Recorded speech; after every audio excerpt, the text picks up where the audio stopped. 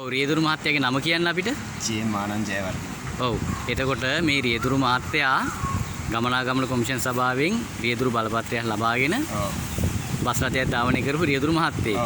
එතකොට මහත්මයා ගැන අපිට දැනගන්න ලැබුණා ජීවිත 50 ගාණක් බේරගත්තා කියලා එල්ල වැල්ලවායේ පල්ලම් වලදී. අපිට පැහැදිලි කරන්න පුළුවන්ද මේක? ඇත්තටම මේ වදුල්ල මාකවර බස් රථය තමයි වැඩ කරේ.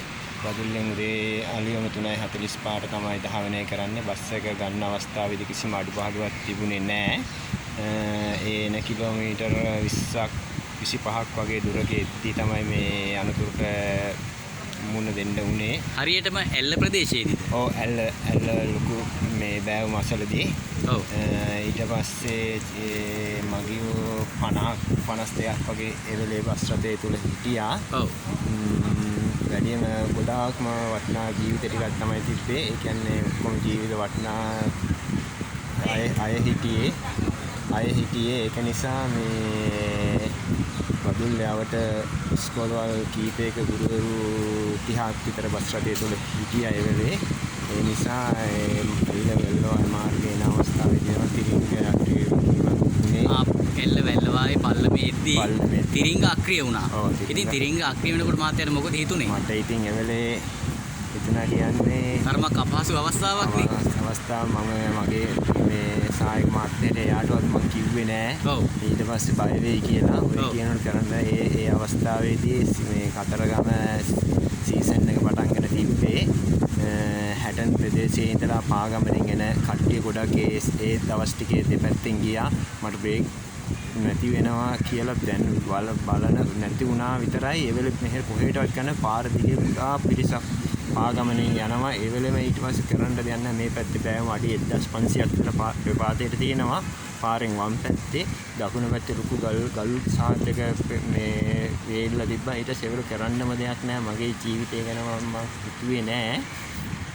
මගේ නෝනා මගේ ළමයි ගැන කාක් ගැන හිතුවේ නැහැ. මට ඕන නැති මේ වටිනා ජීවිත ටික බේරා ගැනීම සඳහා. මහත්තයාගේ ඒ වෙලාවේ එකම අරමුණ වුණේ මේ බස් එකේ ඉන්නේ ජීවිත ටික බේරා ගැනීම. ඔව් මගේ ජීවිතේ පරදුවර තියලා හෝ මට ඕනේ මගේ මේ ජීවිත වටිනා ජීවිතේ ගුරුවරු ටිකන්න ගොඩක්ම හිටියේ. ගුරුවරු තමයි හුඟක් මේ බස් එකේ හිටියේ නේද? ඔව් මේ කොළඹ මොකක් සෙමිනාර් එකකට තමයි ආව. කොහොම හරි 30ක් විතර හිටිය ගුරුවරු. අනිත් කට්ටියත් ඉතින් මේ කට්ටිය ගොඩක් හිටියා. ඒක නිසා මේ මට උමනා වෙලා තිබ්බේ මේ ජීවිත ටික බේරා ගැනීම සඳහා.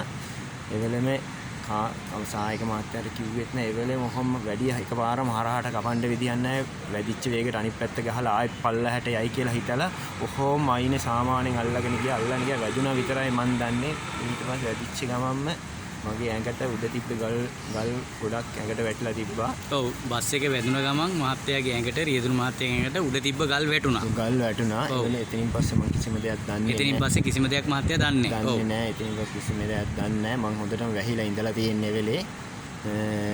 මම ගන්න විදියක් නැහැ. ලොකු ගල් වලින් මම වැහිලා හිටියේ. ඒ නිසා මගියෝ ටික ඔක්කොම බැහැලා කට්ටිය ඔක්කොම ලැහැත්තිලා ගල් ඔක්කොම අයින් කළා තමයි මාව පේන්නෙම නැති විදියට ඉඳලා තියෙන්නේ. සුදු ෂේට් එක පොඩ්ඩක් පෙන්නලා දෙමිනේ. ඒ අවස්ථාවේදී මගිය ඔක්කොම බැහැලා තමයි ගල් අයින් කළා තමයි මාව අරන් ගියේ. මම බදුල්ල ජාතික රෝහලට ගෙනල්ලා ටික වේලාවකින් තමයි මම දන්නේ කොහෙද ඉන්නේ කියලා. මගේ මොන සිද්ධිය මහත්තයාට මතක තිබ්බද රෝහලේදී? මතක තිබුණා. රෝහලේ ඉඳලා කියන පස්සේ තමයි මතක් වුණේ මට. කන මෙතනින් ඉරලා තිබ්බා. මෙතන වැහුම් 20ක් විතර ගහලා. කන ළඟ වැහුම් 20ක්. ඔව් ඔළුවේ 10ක් විතර. ඔළුවේ වැහුම් 10ක්. ඔව් මේ අතේ ගැහුවා. ඔක්කොම කොහොම වැහුම් 40ක් විතර ගැහුවා. හොඳ දෙපළකින් කැඩුනා. මෙතනට ගලක් වැටිලා මෙතනින් හරහාට කැඩුනා. තුවාල ටිකක් වුණා. ඔළුව තුවාල වුණා. එතකොට මහත්තයාට දැන් මේ වෙනකොට රැකියාව කරගන්න පුළුවන්ද? රැකියාව කරන්න අමාරුයි. මට තාම බර වැඩක් කරන්න විදියක් නැහැ. එතකොට කොහොමද ජීවන වෘත්තිය ගෙනියන්නේ? ජීවිත වෘත්තිය ඉතින් පොදුවන් විදියට සාමාන්‍යයෙන් වැඩි මහන්සි යන වැඩි බරක් උස්සන්න නැතුව බැලුම් බස් එක්ක බදුල්ල කොළඹ සුපර්ලයින් බස් රථයේ දැන්ට රැකියාව කරනවා. දැන් රැකියාව කරනවා. ඔව් මාස 3ක් විතර යන කාලයක මම ගෙදර නිවසේ මේ ලැල්ලක තමයි හිටියේ. එක පැත්තට මැරලා. ඒ කියන්නේ මගේ කොන්දට මේ බෙල්ට් එකක් දාලා තිබ්බේ. කොහෙවත් මේ හරින් මෙහින් පැද්දෙන්නේ නැති වෙන්න මාස 3ක් විතර කාලයක් විතර ඇඳේම තමයි හිටියේ. ඉතින් පස්සේ තමයි පොඩ මේ බෙහෙත් සිංහල බෙහෙත් කරන්න පටන් ගම උගල්වල අපේ මහත්තයා තමයි ඔක්කොම කරේ. බෙහෙත් සිංහල බෙහෙත් කරලා තමයි මම මේ තත්ත්වයටපත් උනේ. මට තාම බර වැඩක් කරන්න බෑ. ඔව්. බර දෙයක් උස්සන්න බෑ හරියට නැවෙන්නත් බෑ. ඒක නිසා දැන් ඉතින් ජීවත් වෙන්නත් ඕන නිසා රැකියාවක් කරන්න. කොහොම හරි රැකියාව කරගෙන යනවා.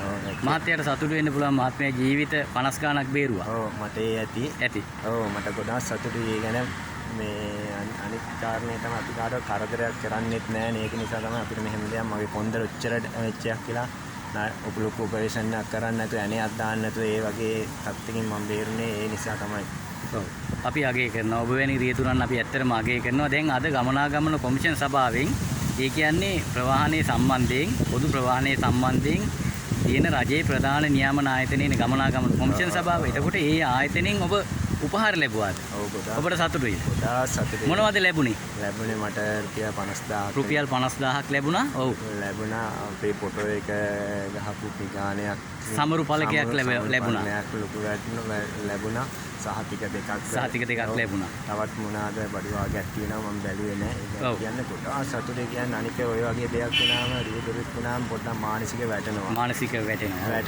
ඒ වගේ ඔය වැටෙන ඒ වගේ දැන් අපිට එහෙම වැටෙන්නේ නෑ. මේ වගේ දෙයක් කරනින් අපිට ගොඩාක් සන්තෝෂයි. ජාතික ගමනාගමන කොමිෂන් සභාවේ සභාපතිතුමා ඇතුළු අනිත් සියලුම නිලධාරීතුමාලා ගොඩාක් මහන්සි වුණා මේ දෙයට. ගොඩාක් සතුටුයි. ගොඩාක්ම කියන්නේ කියාගන්න බැරි සතුටක්. දැන් ඔබ උපහාර ලැබුවේ නිකන් ආයතනයකින් නෙමෙයි රජයේ කොමිෂන් සභාවකින් නේද? ජාතික ප්‍රධාන ආයතනයකින් රටේ තියෙන ප්‍රධාන ආයතනයකින් උපහාර ලබන්න මේ වාගේ තෑග මුදලක් ලබන්න ඔබ හරි වාසනාවන්තයි. අනික අපේ මේ සභාවේ මේ ඇමතුමාලා ගොඩාක් කට්ටිය ඇවිල්ලා හිටියා. අපිට කොහොමද නැත්තම් ඔය වගේ ඔය කට්ටියන් ළඟ දකින්න වෙන්නේත් නැහැ. දකින්න අපේ ප්‍රවාහන නියෝජ්‍ය අමාත්‍යතුමා ප්‍රවාහන හා මහාමාර්ග නියෝජ්‍ය අමාත්‍ය ගරු ප්‍රසන්න ගුණසේන මැතිතුමා ආවා මේ උත්සවයට නේද? ඔක්කොම අපි ළඟ ඉතින්ද අපිට සාමාන්‍ය කට්ටිය කතා කරන්නවත් බෑනේ නිකන් වෙලා මේ වගේ අවස්ථා කොටා සතුටින් මට මම දැක්ක ඇමතුමා සුවදශීලීව කතා කරනවා. ඔව් මට කතා කරා මේ මට ඇත්තටම ඇඟේ තිබ්බේ දැන් කලින් පොඩ්ඩක් ඇඟට හරි අමාරුවක් වගේ තිබ්බා. කලින් සන්තෝෂින්දත් දන්නේ සතුට නිසා නේද? මං හිතන්නේ ස්වභාව ධර්මයේ ආශිර්වාදය ඔබට ලැබෙනවා ඇති ජීවිතේ බේරපු. ඔව් ඒක නිසා මට දැන් මේ ඉතුරු රෝග ටිකත් හොඳයි වගේ තමයි දැනෙන්නේ. ඒක තමයි. ඇත්තටම දැන් අපිට කියන්නකෝ දැන් ඔබ වැනි රියදුරෙක් අනිත් රියදුරු මහතුරුන්ට මොකක්ද කියන්න තියෙන්නේ? ඇත්තටම කියන්න තියෙන්නේ ගොඩාක්ම මේක ඇවිල්ලා වැඩි තරහ ගන්න බෑ. ඉවසීම තියෙන්න ඕනේ. මිනිස්සුත් එක්ක හොඳට කතා බහ කරන්න ඕනේ. ඒක තමයි අපි කරන දේ තමයි අපිට ලැබෙන්නේ. අන්තිමේ වනින්න යන්න අනම්බන කරන්න ඕනේ නම් හොඳට ඉවසලා මේ රස්සාව කරන්න ඕනේ. මේ රස්සාව ගොඩක් උතුම් දෙයක්. අපිට ඒක නිසා ගොඩාක් පිළිගැනීමක් තියෙනවා. ඒ වගේ ඒ නිසා මම කියන්නේ ඉතින් අපේ රියදුරුන්ට කියන්නේ අපේ සහෝදරයෝ ඔක්කොම හොඳට ඉවසීමෙන් කටයුතු කරන්න දුරදිග බලලා ඒ ඔක්කොම ඒ කාර්යයෙන් කරන්න ඔය මේ එදා බදු ඇල්ල ප්‍රදේශයේ මගේ ඔය ඇක්සිඩන්ට් වෙච්ච ඒ ආසන්නම තමයි ඔය මේ තංගල්ලේ බස් රථෙන් ප්‍රපාතයකට ගියේ. ඒ ආසන්නේම තමයි මේ මෑත කාලේ. ඒ කිලෝමීටර් අඩි ගාණක් ආවට තමයි ඒ රියදුරු මහත්තයා හරියට කල්පනා කරලා බලලා ඉතින් බලලා එච්චර කරන බ්‍රේක් නෑ කිකී ඉතින් මොකටද පල්ලහැට ගියේ එතනම කොනා හරි කරනවා නම් දෙයිනේ කියලා ඔය ජීවිත පහලක් වෙන්න ඇති බේරෙනවනේ නේද? ඔව් කකුලක් අතක් පයක් කැඩලා හරි බේරෙනවා ජීවිතේ බේරෙනවා. ඔව් මගේ බස් රථයේ ඔය 52ක් හිටියට කවුරුත් ස්පිතාලයකට ගන්න කිසිම දෙයක් වුණේ නෑ. ඔව් කාටවත්